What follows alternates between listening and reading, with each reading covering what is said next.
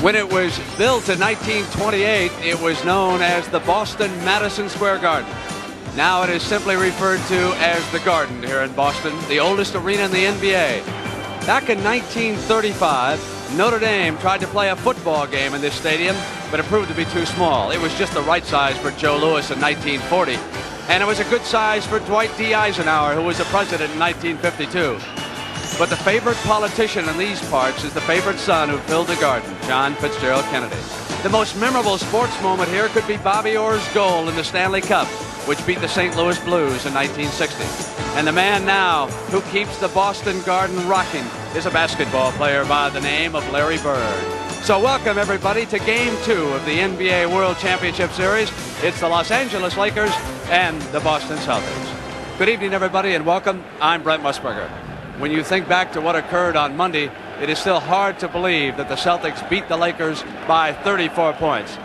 But I think the thing to keep in mind is that frequently in a 7-game series, it is the second game and not the first which dictates the tempo and the mood for the remainder of the series. Go back to a year ago. The Lakers came in here and they won the first game, and they were well on their way to a victory in the second game until, with time running out in regulation, the Lakers had the ball out of bounds. They got it to James Worthy. Worthy attempted a cross-court pass. Gerald Henderson intercepted the pass and rolled in for the layup that tied the score. The Celtics then went on to win that game in overtime, and they came back to capture a tough 7-game series. Now, the man who called that action last year and is here tonight down on the floor with his partner Tommy Heinsohn, Dick Stockton. Dick. Thank you very much, Brent. A recurring theme the last couple of days for the Lakers has been these fans at Boston Garden and the positive effects they have on the Celtics. Well, the Lakers know after that blowout that they have to come out strong early and perhaps take the crowd out of this game. The two men who must lead the Lakers above all, the two generals, Earvin Magic Johnson in his exuberance, court-to-court, fast break style, and of course the 38-year-old Kareem Abdul-Jabbar, who told me yesterday, I will not be an armchair general in this game. Tommy Heinsohn, where does it all start for the Lakers if they're to get even here? Well, Dick, it starts with defense. They got to create some misses on the Celtics offense and then get the rebounds to power it up the court. But the Celtics were playing such hustling defense against the break. Guys like Robert Parrish, who we'll see getting all over Kareem after the rebound, making it a tough outlet pass, and then just plain hustling back up the court quickly to stop any thoughts of a fast break. You see Parrish come up, and all of a sudden there's one defensive player, two defensive players, 3, 4, and 5 against only 4 Lakers. So they had the defensive edge there, Dick. And they did everything right in game number 1. We've been talking about the psychological effects of getting blown out by 34 points. What are the effects on the team that wins by that many, the Celtics, in tonight's game? Well, if the Celtics' hat sizes grew since Monday, they're in for trouble, because they must win this ball game. It's a coach's nightmare, the new format. If they don't win tonight, there's a possibility that the Lakers could close them out before they ever get back to the Boston Garden. Casey Jones doesn't want that, and either does Larry Bird. All right, Danny Ainge suffered a groin pull the other day, but he worked out yesterday, and he says he's fine. Other than that, everyone is ready to go. Beat LA is the chant as we send you back upstairs to Brent Musburger. All right, Dick, one of the many numbers to keep in mind tonight. The Boston Celtics over the last 2 years are 21-1 in playoff games here in the Boston Garden. Their only loss was a year ago at the hands of the Los Angeles Lakers. So we come down to it. It is game 2. What kind of character will the Los Angeles Lakers show us tonight? It is their most important test by far. The stage is set for game 2 of this championship series, and right now we'll bring you the starting lineups for the Lakers and the Celtics. First for LA, Pat Riley, 4 years as head coach, 4 years in the championship series. He has Kurt Rambis and James Worthy up front along with Kareem Abdul-Jabbar. In the backcourt, it's Magic Johnson and second-year Byron Scott. Casey Jones looking for back-to-back world titles with Kevin McHale and Larry Bird at forward. Robert Parrish having a terrific year in the playoffs at center. And it's Dennis Johnson, Danny Ainge teaming up in the backcourt. The officials for tonight, Jake O'Donnell and John Vanek, and Earl Strom will be at the scorer's table as the alternate.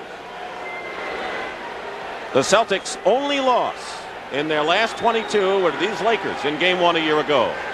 It's a new year, a new game. 1-0 Boston leads. And the Lakers control. They want to pace the game as much as they possibly can to run the legs off the big guys of the Celtics, Dick. So the pace very important. Inside to Kareem. Tried to draw a foul. Missed everything.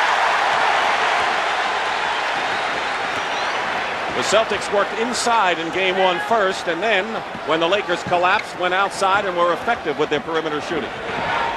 As a unusual matchup right now, Scott is guarding Dennis Johnson, and Magic Johnson has Danny Ainge.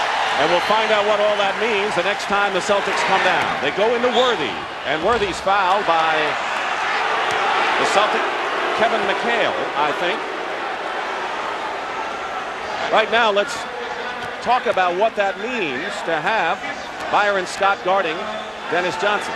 Well, the more important one, Dick, is Magic Johnson guarding Danny Ainge, because they're going to use, I think, Magic to go down and double anything in the low post, giving him a bigger man to cut off the passing angles and also to keep him close to the boards to help get him started with rebounding fast break baskets. It also makes it tougher for Dennis Johnson to catch up to Magic on a fast break.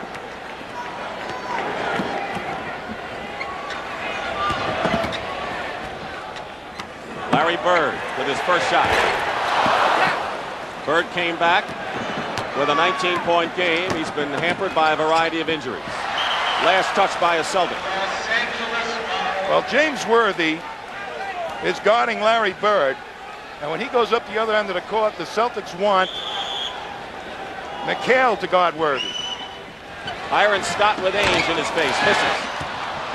And on the other end is Magic Johnson. The Lakers do not prefer the half-court style. Rambis working inside, tipped away. Ainge is wide open. And now the Lakers can run.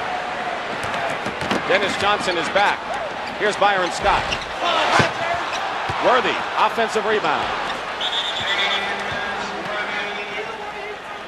And now Jake O'Donnell has warned Dave Wohl, one of the Laker assistants, and went over them to him and pointed at his finger. So it looks like the officials are hearing everything from the benches early, Tommy. But the Lakers seem to be on their toes very early here, getting that pace the way they want it. Bird inside to Parrish, and a 3-second violation called against the Celtics. The team split 1-1 in the regular season. The Lakers won 1 fewer games than the Celtics, who had 63 victories. McHale is on Worthy. Scott practically all alone out there. 7 on the shot clock for the Lakers. Kareem fouled. Robert Parrish commits his first personal foul, and Tommy, he didn't pick up number 1 till the second half of game 1. And it's very important for the Celtics, for this man, Robert Parrish, to stay out of early foul trouble, because the best matchup the Celtics have is McHale as a power forward, not a center. Under 10 minutes to go in the first period. Byron Scott misses, but there's Kareem. Keeps it alive. Lakers doing a great job on the boards here. Scott. Misses again. Rambis on the offensive boards. Kareem